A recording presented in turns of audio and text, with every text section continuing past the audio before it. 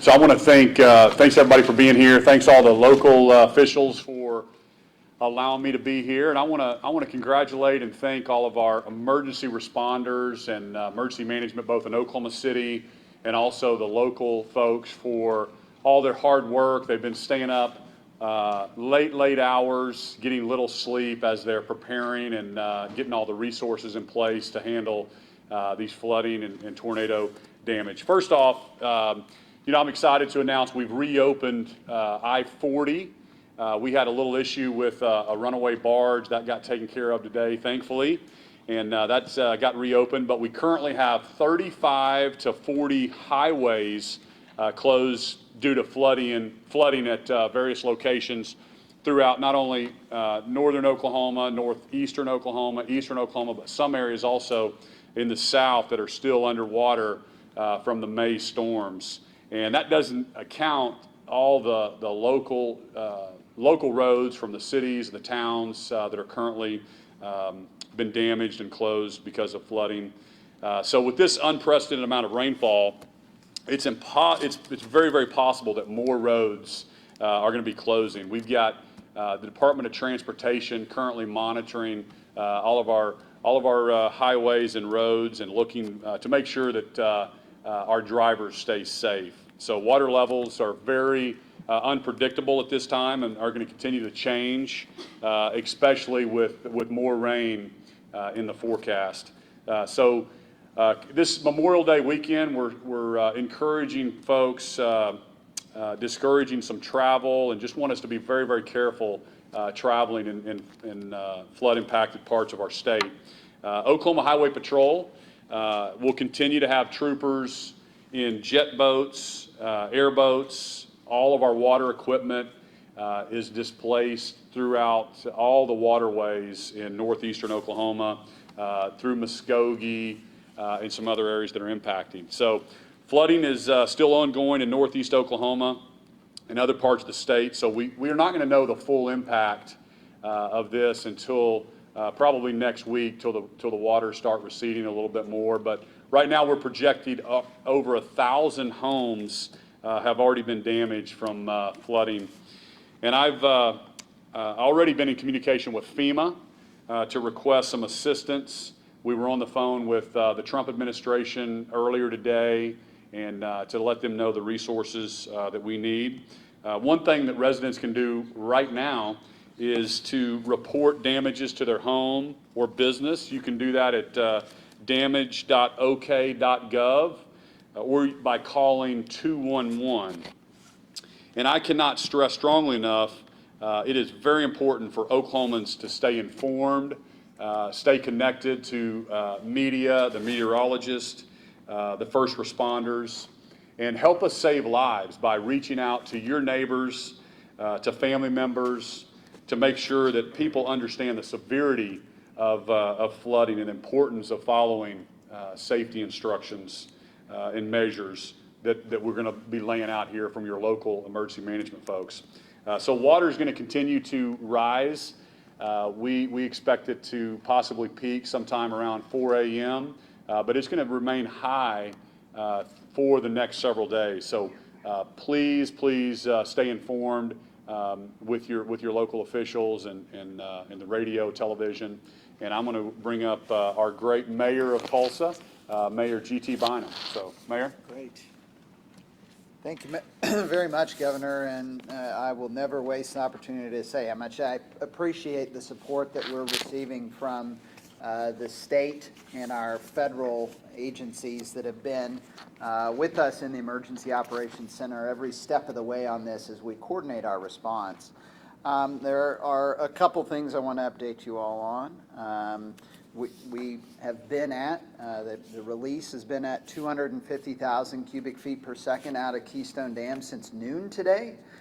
We expect that, based on our conversations with the Corps of Engineers, to run through this weekend at this rate.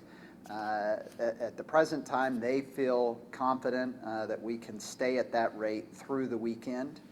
The American Red Cross has opened an evacuation center at Crosstown Church of Christ at 3400 East Admiral for any folks that are impacted.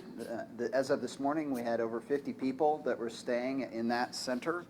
On the flood maps that we released today that are very detailed for folks to be able to utilize, they're on the city website. There's been one little, I think, technical nuance there that we want to clear up. A lot of folks are seeing the colors that represent the river, and those, when you have a bridge going over the river, necessarily the river is running underneath the bridge. And folks are asking, well, does this mean that all the bridges in and out of town that go over the river will be out? No. All that coloration does is represent the fact that the river is running underneath those bridges. We believe that all of our bridges are of sufficient elevation that they should remain passable throughout this. As the governor mentioned, the water, even though the releases began at noon today, we expect the impact of that to continue to be felt increasingly in Tulsa. It takes about 4 hours for those discharges to reach the outer limits of Tulsa upstream, and in as much as 12 hours for them to reach the southern limits of the city and on into Jinx and Bixby. And so the water levels will continue to rise as the day goes by, and because of that, our Emergency Operations Center will remain open and fully staffed all night long as we monitor that situation. Now that does lead me to one issue that we've had a lot of questions about that are, I think, obviously well-founded, and folks have concerns, and that's around evacuations. And so I want to walk through a little bit of that process that folks could expect. First, you can see if your neighborhood or the folks that your neighbors or your friends or your family, if their homes or businesses are going to projected to be impacted by this release by using the maps that are on the City of Tulsa website. We have both a PDF that you can look at that's pretty low tech, and then we also have a map that you can zoom in on and is more interactive, whatever your preference might be. But you can look at that and see if your neighborhood is projected to be impacted by this 250,000 cubic feet per second release. If it is, we ask that you remain vigilant, especially as the waters will continue to rise overnight.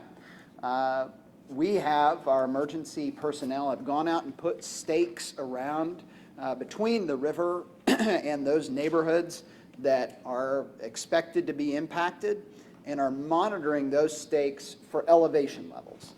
If the river rises within 2 feet of an elevation level that we think would impact a neighborhood, that is when we will initiate an evacuation procedure.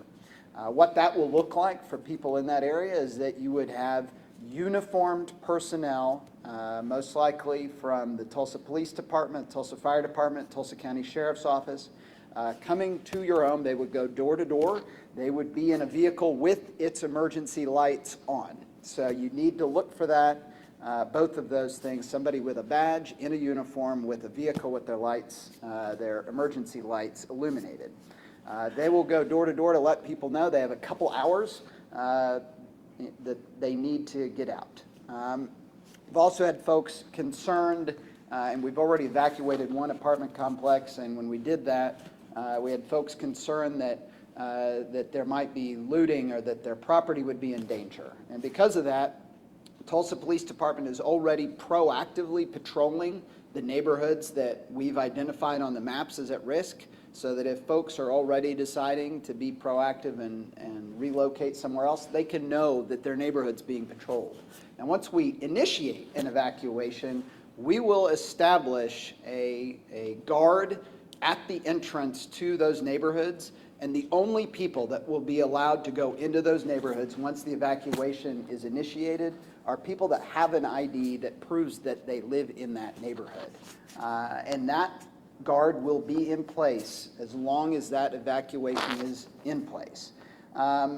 Lastly, I would say that once a neighborhood is identified for evacuation, PSO will also be cutting the power to that neighborhood because we don't want electrical equipment interacting with the river channel.